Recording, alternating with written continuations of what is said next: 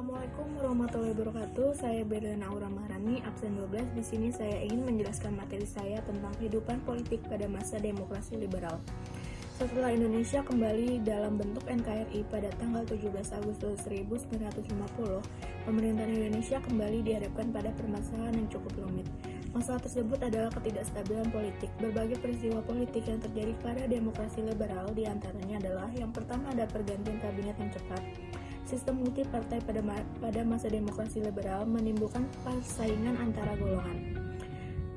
Sebagai bukti dapat dilihat pergantian kabinet dalam waktu yang singkat. Yang pertama ada kabinet Natsir, yang kedua ada kabinet Wilopo, yang ketiga ada kabinet Sukiman, dan kabinet lainnya. Yang kedua, hubungan pusat dan daerah. Silih bergantinya kabinet dalam waktu yang relatif singkat menyebabkan ketidakpuasan pemerintahan daerah karena pemerintahan pusat sibuk dengan pergantian kabinetnya. Yang ketiga, pemilu pertama pada tahun 1955. Pemilu sudah direncanakan oleh pemerintahan, tetapi program ini tidak segera terwujud karena usia kabinet pada waktu itu sangat singkat. Pemilu yang pertama diselenggarakan pada tahun 1955. Lalu dilaksanakan dua kali, yaitu yang pertama tanggal 29 September tahun 1955 untuk memilih anggota DPR.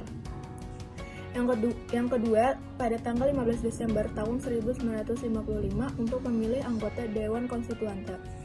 Yang keempat ada kemacetan konstituante. Pemilu tahap 2 pada tanggal 15 Desember tahun 1955 mengantar terbentuknya Dewan Konstituante yang bertugas menyusun UUD.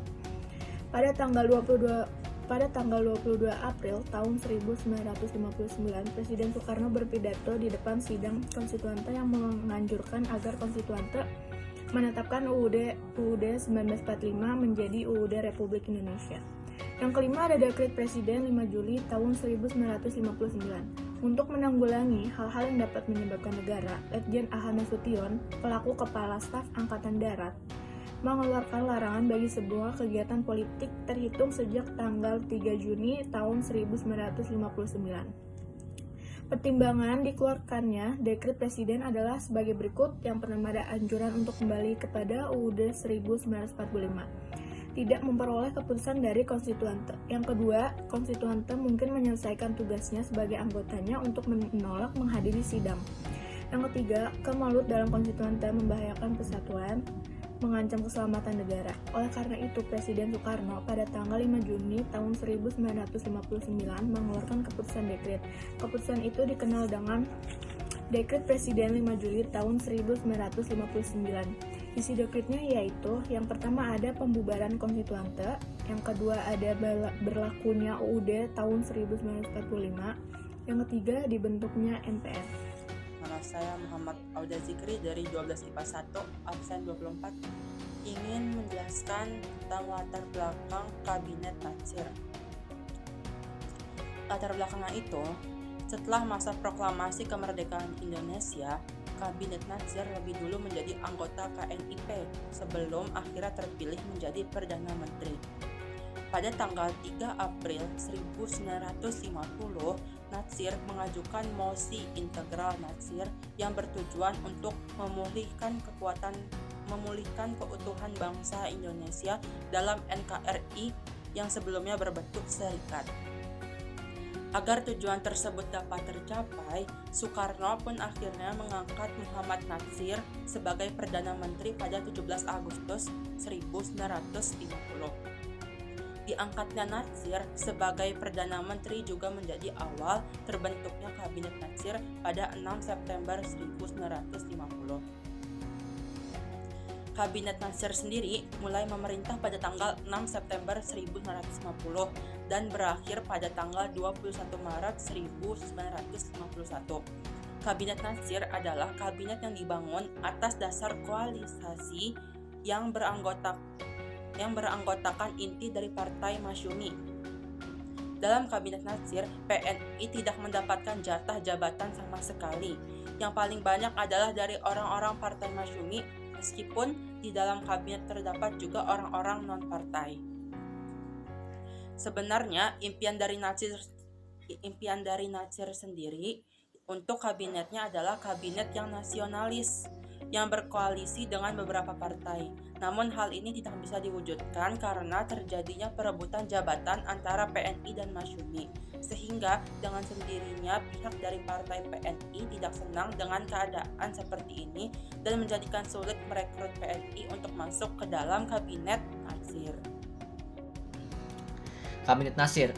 Kabinet Nasir adalah kabinet pertama setelah dibubarkannya Republik Indonesia Serikat dan kembalinya negara Indonesia menjadi negara kesatuan Republik Indonesia. Ciri-ciri kabinet ini adalah yang pertama, kabinet ini dipimpin oleh Partai Masyumi, di mana kabinet Nasir dipimpin oleh Muhammad Nasir, politisi dari Partai Masyumi, yaitu partai terbesar Indonesia yang beraliran darah Islam. Yang kedua, ada menghadapi berbagai pemberontakan. Oke, kondisi Indonesia saat itu memang belum stabil. Seusai pengakuan kedaulatan oleh Belanda dalam konferensi meja bundar atau yang dikenal dengan KMB, di berbagai daerah terjadi pemberontakan, baik yang ingin mengganti dasar negara atau yang ingin memisahkan diri dari negara Indonesia pada saat itu. Salah satu pemberontakan yaitu pemberontakan DITI di Jawa Barat yang dipimpin oleh Kartosuryo. Yang ketiga, ada menggunakan dasar negara Undang-Undang Dasar Sementara 1945. Setelah Republik Indonesia Serikat atau RIS dibubarkan dan Indonesia kembali menjadi negara kesatuan, Konstitusi Republik Indonesia Serikat digantikan dengan Undang-Undang Dasar Sementara 1950. Undang-undang ini menentukan bentuk pemerintahan sebagai republik parlementer dengan kekuasaan pemerintah dipegang Perdana Menteri yang bertanggung jawab kepada parlemen. Yang keempat, ada jatuhnya karena krisis Irian Barat. Yang keempat ini identik sama pemberontakan juga sebenarnya. Oke, selesai dengan konferensi meja bundar atau KMB, Indonesia dan Belanda sepakat untuk membahas persoalan Irian Barat atau Papua di kemudian hari setelah pengakuan kedaulatan pada tanggal 4 Desember 1950. Kabinet Nasir ini mengadakan perundingan antara Belanda dan Indonesia tentang masalah Irian Barat. Program kerja Kabinet Nasir yang pertama ada mempersiapkan dan menyelenggarakan pemilihan umum untuk memilih Dewan Konstituante. Yang kedua, menyempurnakan susunan pemerintahan dan membentuk kelengkapan negara. Yang ketiga, menggiatkan usaha sampai keamanan dan ketentraman. Yang keempat, meningkatkan kesejahteraan rakyat. Yang kelima, menyempurnakan organisasi angkatan perang. Dan yang keenam, memperjuangkan penyelesaian soal Irian Barat. Namun, belum sampai program kerja ini terlaksana, kabinet ini sudah jatuh pada tanggal 21 Maret tahun 1951 pada usia 6,5 bulan. Jatuhnya kabinet ini dikarenakan kebijakan Nasir dalam rangka pembentukan DPRD dinilai oleh golongan oposisi terlalu banyak menguntungkan Masyumi. Walaupun tidak berlangsung lama, tetapi Kabinet Nasir berhasil menorehkan beberapa prestasi. Yang pertama yaitu mengubah ekonomi Indonesia dari ekonomi kolonial menjadi ekonomi nasional dengan Sumitra Plan yang dikenal dengan Gerakan Benteng.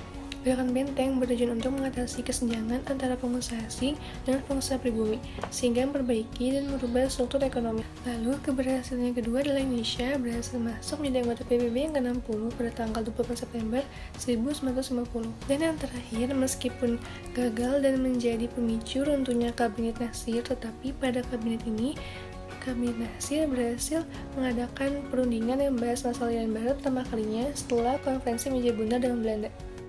Penyebab jatuhnya Kabinet Nasir. Kabinet Nasir jatuh karena keluarnya mosi tidak percaya dari TNI yang berkaitan dengan pencabutan Peraturan Presiden Nomor 39 Tahun 1950 tentang DPRS dan DPRDS. Oleh pihak oposisi, kebijakan Nasir dianggap terlalu banyak menguntungkan pihak Masyumi. Sekian dari kelompok kami. Terima kasih. Wassalamualaikum warahmatullahi wabarakatuh.